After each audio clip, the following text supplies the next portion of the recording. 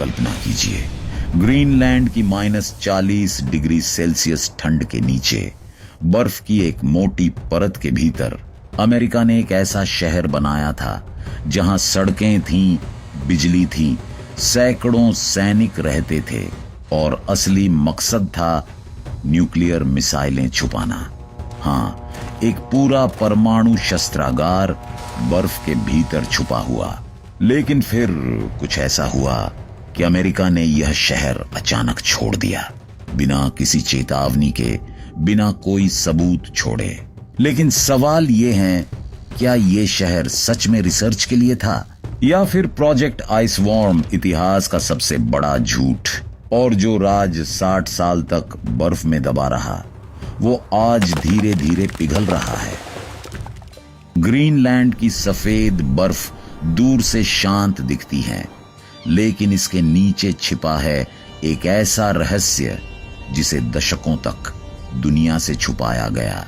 अगर बर्फ के नीचे एक पूरा शहर मौजूद हो, तो एक ऐसा शहर जहां इंसान रहते थे, मशीनें चलती थीं और युद्ध की तैयारी होती थी। कोल्ड वॉर के दौर में, जब न्यूक्लियर हमला किसी भी पल हो सकता था, अमेरिका ने एक ऐसा कदम उठाया जो आज भी सवालों के घेरे में है। क्या कैंप सेंचुरी सिर्फ एक रिसर्च बेस था या फिर प्रोजेक्ट आइसवर्म के नाम पर दुनिया का सबसे बड़ा झूठ? 1950 का दशक, दुनिया 2 हिस्सों में बंटी हुई थी, कैपिटलिज्म बनाम कम्युनिज्म। अमेरिका और सोवियत यूनियन के बीच चल रही थी एक अदृश्य जंग, जहां हथियारों से ज्यादा ताकत थी डर की। न्यूक्लियर बम हिरोशिमा और नागासाकी में अपनी ताकत दिखा चुका था। अब सवाल ये नहीं था कि हमला होगा या नहीं, सवाल ये था कि पहले कौन करेगा। अमेरिका को डर था कि अगर सोवियत यूनियन ने पहले हमला कर दिया तो बचने का कोई रास्ता नहीं बचेगा। इसलिए रणनीति बदली गई। अब हथियार सिर्फ जमीन पर नहीं, बल्कि ऐसी जगह छुपाने थे जहां दुश्मन कभी सोच भी न सके। रेडार से दूर, सैटेलाइट की पहुंच से बाहर, और तभी नक्शे पर उभरा एक नाम, ग्रीनलैंड। बर्फ से ढका, सुनसान और रणनीतिक रूप से बेहद खतरनाक। यहां से छोड़ी गई मिसाइलें कुछ ही मिनटों में सोवियत यूनियन के दिल तक पहुंच सकती थीं। लेकिन इस योजना को लागू करने के लिए चाहिए था एक ऐसा प्रोजेक्ट जो दिखे वैज्ञानिक लेकिन हो पूरी तरह सैन्य। ग्रीनलैंड दुनिया की सबसे कठोर जगहों में से एक है। माइनस तापमान, लगातार बर्फबारी और महीनों तक अंधेरा। यही वजह थी कि अमेरिका को यह जगह पसंद आई, क्योंकि जहां इंसान मुश्किल से जी सकता है, वहां राज आसानी से छुपाए जा सकते हैं। ऑफिशियली बताया गया कि ग्रीनलैंड में एक साइंटिफिक बेस बनाया जाएगा, जहां बर्फ पर रिसर्च होगी, क्लाइमेट को समझा जाएगा। लेकिन मिलिट्री प्लानर्स कुछ और ही सोच रहे थे। उनकी नजर बर्फ के नीचे की जमीन पर थी। अगर बर्फ को काटकर सुरंगें बनाई जाएं, तो पूरी मिसाइल नेटवर्क को दुनिया की नजरों से छुपाया जा सकता था। डेनमार्क, जो ग्रीनलैंड का मालिक था, उसे सिर्फ आधी कहानी बताई गई। रिसर्च के नाम पर अप्रूवल मिला, लेकिन असली एजेंडा, न्यूक्लियर मिसाइलें, फाइलों में भी नहीं लिखी गईं। यहां से शुरू हुई एक ऐसी योजना जो अगर सफल हो जाती तो दुनिया का पावर बैलेंस हमेशा के लिए बदल सकता था। 1959, भारी मशीनें ग्रीनलैंड की बर्फ को चीर रही थीं। धीरे धीरे बर्फ के नीचे बन रहा था कैंप सेंचुरी।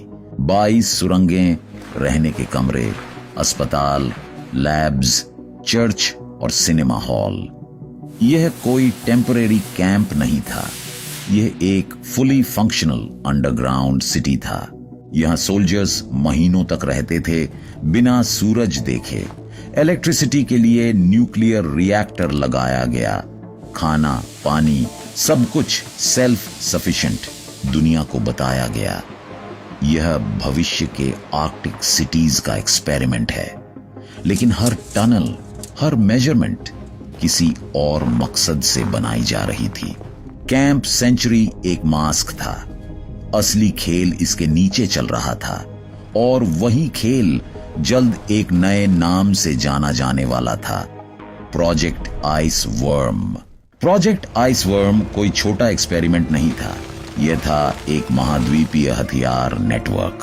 प्लान था बर्फ के नीचे 4000 किलोमीटर लंबी सुरंगें, 600 न्यूक्लियर मिसाइल्स, हर मिसाइल लगातार मूव करती रहे। क्यों?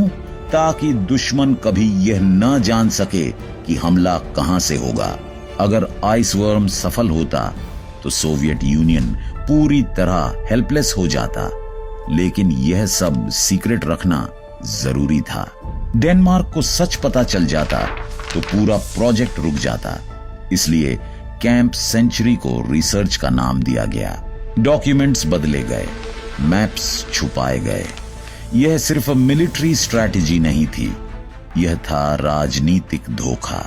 लेकिन एक बात अमेरिका ने गलत समझी, बर्फ को डेनमार्क अमेरिका का एलाई था, लेकिन प्रोजेक्ट आइस वर्म में उसे भी भरोसे में नहीं लिया गया। ऑफिशियल अग्रीमेंट्स में साफ लिखा था ग्रीनलैंड में न्यूक्लियर वेपन्स नहीं होंगे, लेकिन आइस वर्म इन नियमों को तोड़ता था। डॉक्यूमेंट्स को डिलिबरेटली वेग रखा गया। जब डेनिश ऑफिशियल सवाल पूछते तो जवाब मिलता प्योर साइंटिफिक रिसर्च। सालों बाद जब फाइल्स डिक्लासिफाई हुई तो डेनमार्क को पता चला कि उसकी जमीन पर न्यूक्लियर मिसाइल्स की योजना थी। यह एक डिप्लोमैटिक शॉक था। कोल्ड वॉर में दुश्मन से नहीं बल्कि दोस्तों से झूठ बोला गया, लेकिन इससे भी बड़ा खतरा अब सामने आने वाला था। साइंटिस्ट्स ने मान लिया था कि बर्फ स्थिर है, लेकिन ग्रीनलैंड की आइस धीरे धीरे बहती है। सुरंगें मुड़ने लगी, दीवारों में दरारें आ गईं, स्ट्रक्चर्स अनसेफ हो गए। कुछ ही सालों में साफ हो गया, प्रोजेक्ट आइस वर्म तकनीकी रूप से असंभव है। बर्फ इंसानों की योजनाओं से ज्यादा ताकतवर निकली। यह वो पल था जब सबसे महंगा सीक्रेट धीरे धीरे मरने लगा। 1967 में कैंप सेंचुरी बंद कर दिया गया। कोई अनाउंसमेंट नहीं, कोई सफाई नहीं। डीजल ईंधन, radioactive waste, human waste, सब कुछ बर्फ के नीचे छोड़ दिया गया। सोचा गया बर्फ हमेशा जमी रहेगी, लेकिन प्रकृति की अपनी योजना थी। आज ग्रीनलैंड की बर्फ पिघल रही है। साइंटिस्ट चेतावनी दे रहे हैं, कैंप सेंचुरी का वेस्ट सरफेस पर आ सकता है। कोल्ड वॉर खत्म हो चुका है, लेकिन उसका न्यूक्लियर कचरा अब भी जिंदा है। यह सिर्फ इतिहास नहीं, यह भविष्य का खतरा है। प्रोजेक्ट आइस वर्म कभी पूरा नहीं हुआ, लेकिन उसका असर आज भी मौजूद है। यह कहानी ताकत, डर और झूठ की है, और एक चेतावनी कि जब इंसान प्रकृति से बड़ा बनने की कोशिश करता है तो सच देर सबेर सामने आ ही जाता है।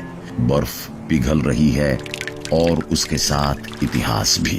प्रोजेक्ट आइस वर्म कभी ऑफिशियली एक्सेप्ट नहीं किया गया, लेकिन डॉक्यूमेंट्स आज भी मौजूद हैं। एक ऐसा सीक्रेट सिटी जो बर्फ में दबा रहा और सच को भी वहीं दफना दिया गया।